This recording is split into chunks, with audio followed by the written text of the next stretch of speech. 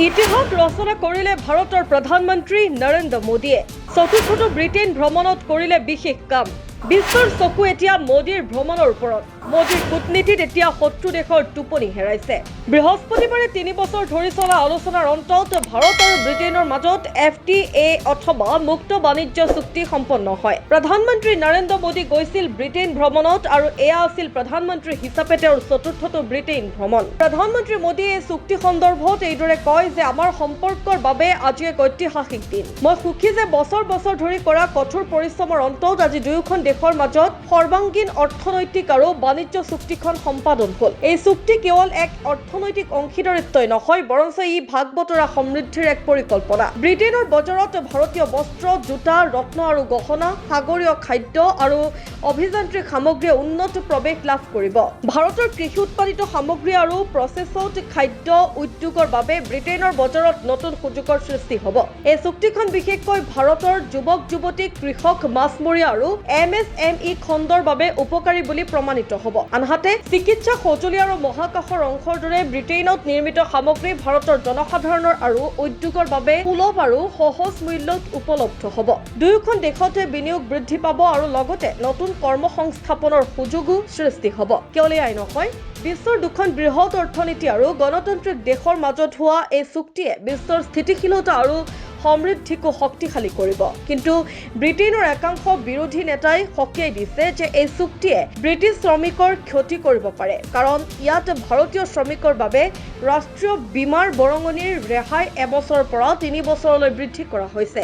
অৱশ্যে ব্ৰিটেইনৰ বাণিজ্য মন্ত্ৰীয়ে এই কথা নাকচ কৰিছে। ২০২০ চনত হোৱা ব্ৰেক্সিটৰ পিছত আন যিকোনো দেশৰ সৈতে হোৱা ব্ৰিটেইনৰ এয়াই আটাইতকৈ ডাঙৰ বাণিজ্যিক চুক্তি বুলি কোৱা হৈছে। এই সন্দৰ্ভত ব্ৰিটেইনৰ প্ৰধানমন্ত্ৰী কেয়াৰ ষ্টাৰমাৰে কয় যে ই এনে এক চুক্তি যিয়ে আমাৰ দুয়োখন দেশৰ বাবে বিপুল সুবিধা কঢ়িয়াই আনিব, মজুৰি বৃদ্ধি কৰিব, জীৱন ধাৰণৰ মান উন্নত কৰিব আৰু শ্ৰমিকসকলৰ পকেটত অধিক ধন ৰাখিব।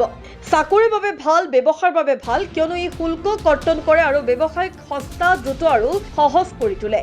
গ্ৰাহকৰ বাবেও ই ভাল, কাৰণ ইয়াৰ ফলত যুক্তৰাজ্যত কাপোৰ, জোতা আৰু খাদ্যৰ দৰে ভাৰতীয় সামগ্ৰীৰ দাম কমিব আৰু ই দীৰ্ঘম্যাদী সুবিধা প্ৰদান কৰিব। আমি দুয়ো জানো যে ইউৰোপীয় ইউনিয়নৰ পৰা ওলাই অহাৰ পিছত ব্ৰিটেইনে কৰা এইটোৱে হৈছে আটাইতকৈ ডাঙৰ আৰু অৰ্থনৈতিকভাৱে উল্লেখযোগ্য বাণিজ্যিক চুক্তি, আৰু ই ভাৰতৰ অন্যতম ব্যাপক চুক্তি। এই চুক্তিৰ সৈতে জড়িত কেইটামান গুৰুত্বপূৰ্ণ দিশৰ বিষয়ে জনোৱা হওক। এই চুক্তিখন কিমান ডাঙৰ? ব্ৰিটিছ চৰকাৰে কয় যে এই চুক্তিয়ে প্ৰতি বছৰে ব্ৰিটিছ অৰ্থনীতিত 4.8 বিলিয়ন পাউণ্ড বা 6.5 বিলিয়ন ডলাৰৰ বৰঙণি আগবঢ়াব।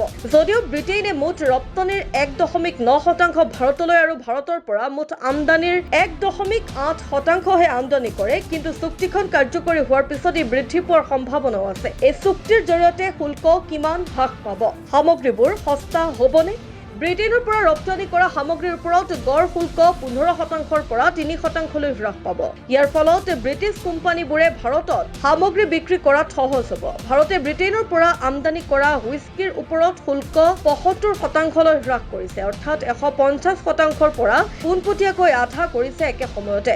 ভাৰতত ব্ৰিটিছ গাড়ী, মহাকাশ, বৈদ্যুতিক, চিকিৎসা সঁজুলি, হুইস্কি আৰু মাংস, বিস্কুট, চকলেটৰ দৰে খাদ্য সামগ্ৰী সস্তা হ'ব আৰু ব্ৰিটেইনত ভাৰতীয় কাপোৰ আৰু গহনাও সস্তা হ'ব। এই চুক্তিৰ জৰিয়তে ভাৰতীয় পোছাদাৰীসকলৰ বাবে নিয়মৰ কি পৰিৱৰ্তন হ'ব? ব্ৰিটিছ প্ৰধানমন্ত্ৰী কেয়াৰ ষ্টাৰমাৰে দাবী কৰিছে যে এই চুক্তিয়ে সমগ্ৰ ব্ৰিটেইনতে 2200ৰো অধিক চাকৰিৰ সৃষ্টি কৰিব।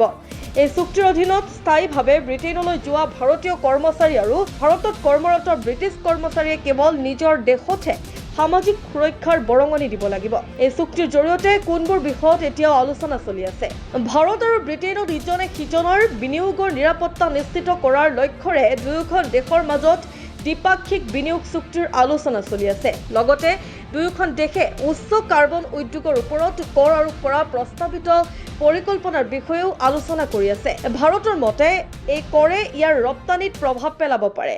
ব্ৰিটেইনে অহা বছৰৰ জানুৱাৰীৰ পৰা কাৰ্বন বৰ্ডাৰ এডজাষ্টমেণ্ট কাৰ্যকৰী কৰিবলৈ ওলাইছে। এনে পৰিস্থিতিত ভাৰতীয় সামগ্ৰীয়ে কাৰ্বন সীমা সমন্বয়ৰ বাবে কৰ দিবলগীয়া হ'ব পাৰে। নিৰাপত্তা আৰু চোৰাংচোৱা সহযোগিতাৰ ক্ষেত্ৰত এই চুক্তিৰ ভূমিকা কি? দুয়োগৰাকী প্ৰধানমন্ত্ৰীয়ে প্ৰতিৰক্ষা, শিক্ষা, জলবায়ু, প্ৰযুক্তি আৰু উদ্ভাৱনৰ ক্ষেত্ৰত পাৰস্পৰিক সহযোগিতা বৃদ্ধি কৰাৰ বাবে সহমতত উপনীত হৈছে। কৰিছে। চোৰাংচ তথ্য বিনিময় আৰু কাৰ্যকৰী পৰ্যায়ত সহযোগিতাই দুৰ্নীতি, গুৰুতৰ জালিয়াতি, সংগঠিত অপৰাধ আৰু অবৈধ ধনৰ প্ৰবাহৰ সৈতে মোকাবিলা কৰাত সহায় কৰিব।